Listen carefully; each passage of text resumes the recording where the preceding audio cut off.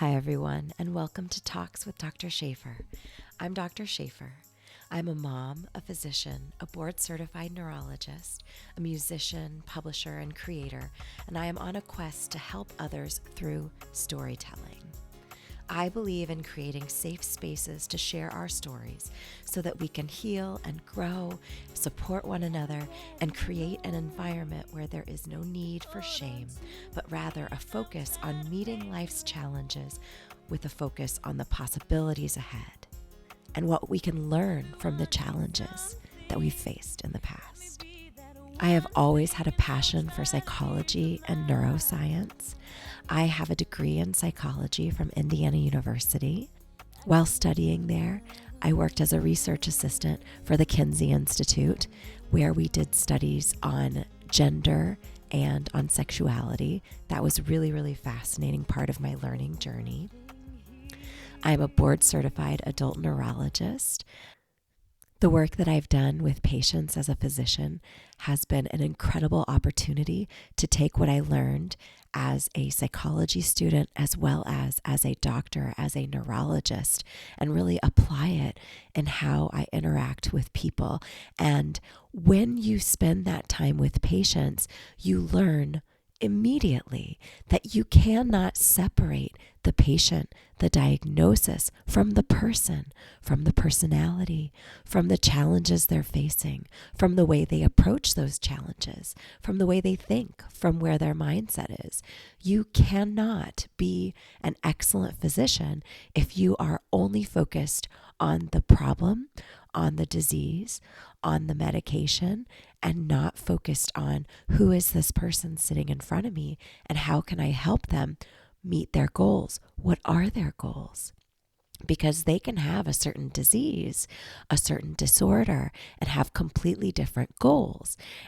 So that's just a little background for me about why I am so passionate about mindset work, about personal growth, and about how life coaching can help us both from a standpoint of our health and wellness and just in how we are showing up as people in the world.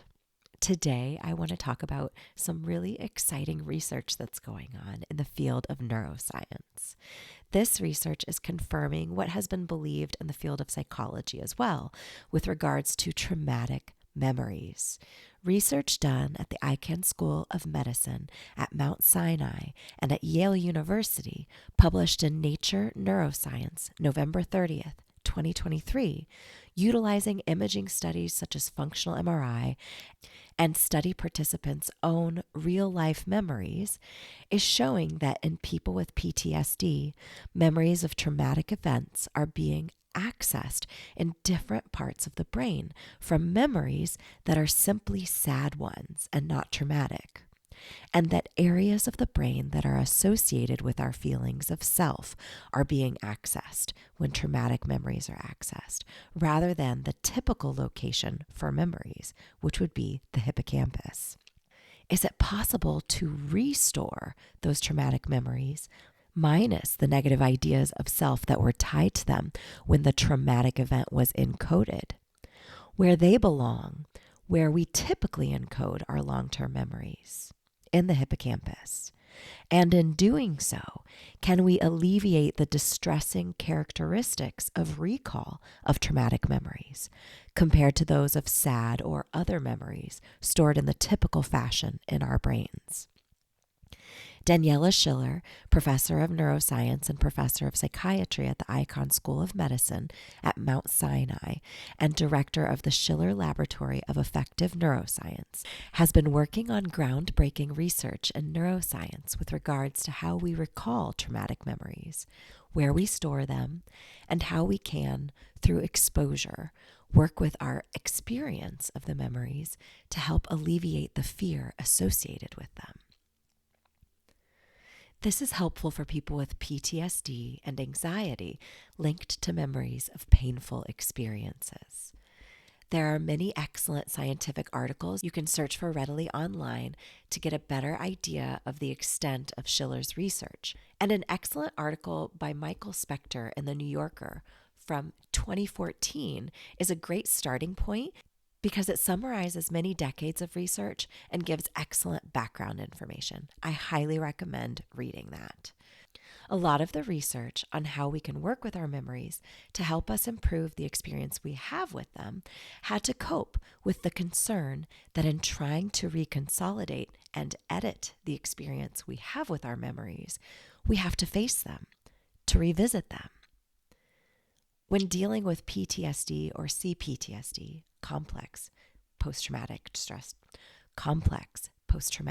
disorder or post-traumatic stress disorder can be a challenge. As we navigate similar stimuli in the world that may be triggering, it helps us understand why such research is so important. If we could take that trigger, take the emotion out of it, and just be left with a memory, how could we show up in the world? How would our interpersonal relationships change? In part, the challenge lies within the feeling that reliving the memory is the same as being in the situation that created the memory. But it is so important to do so under proper guidance in order to help distinguish the memories from the emotions and work to disentangle these. For example, if something happened to you, something very traumatic, such as being beaten or raped or in a long-term abusive relationship, and the memories are intertwined with feelings of shame and guilt that put the blame in the victim's mind on the victim herself or himself. Accessing that memory is not only tied with the original trauma, but also with the very painful emotions, guilt, shame, fear. Work on identifying that there is a difference between traumatic memories and non-traumatic memories, and that we can access them and edit them to remove the fear or shame or guilt associated with them, would mean that we could examine those memories and experiences without the experience of those very painful emotions that were wrapped up in a traumatic memory, coming into our awareness with layers of hurt every time we were reminded of them. And instead of simply being reminded of them, we were reliving them because we weren't accessing them in the place that we store our memories. We were accessing them in a part of the brain where we basically store our self-image. They have become a part of our self, is what this research suggests.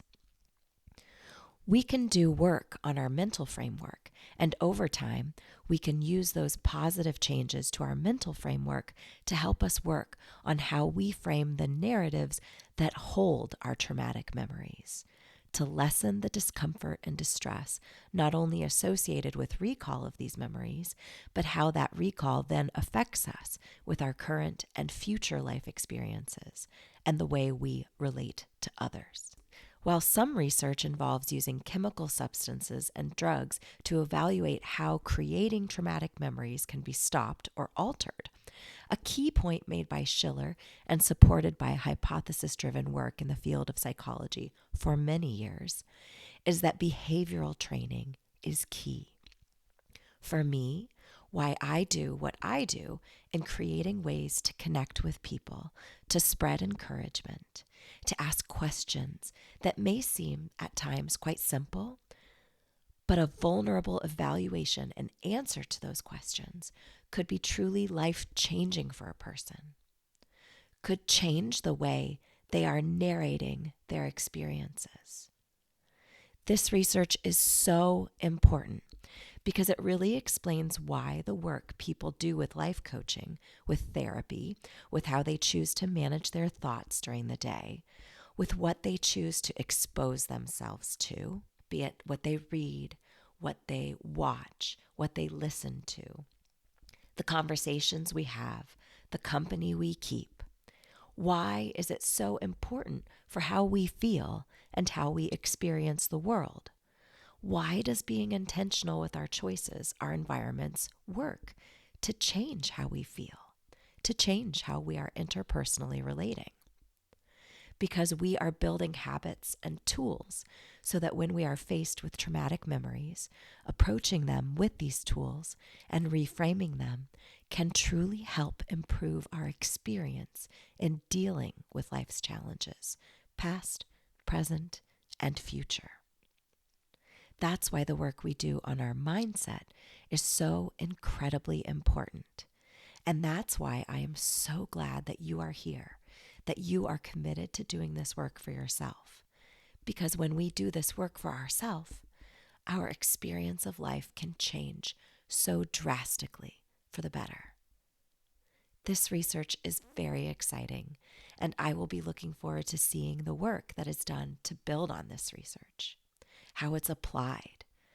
And I so appreciate the hope that comes from research that demonstrates opportunities through work that we can do ourselves, for ourselves, to recode and rewire our responses to life's challenges so that we have a better life experience.